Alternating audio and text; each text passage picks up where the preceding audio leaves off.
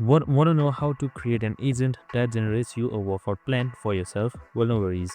In this video, I'm going to show you an easy step-by-step guide on how you can do it in just under a minute. So let's get straight to it. Now, first things first, to simply open up your AgentGPT.rework.ai website. So you should be right here.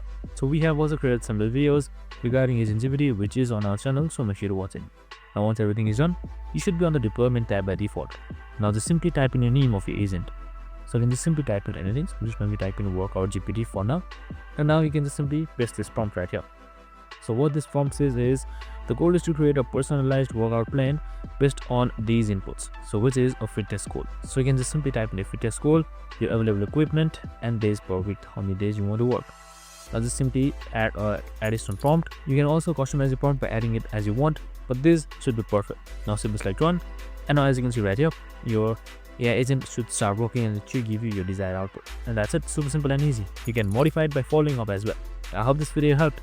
If it did, make sure to like, subscribe, and tune in with us for more of these videos. See you in the next one.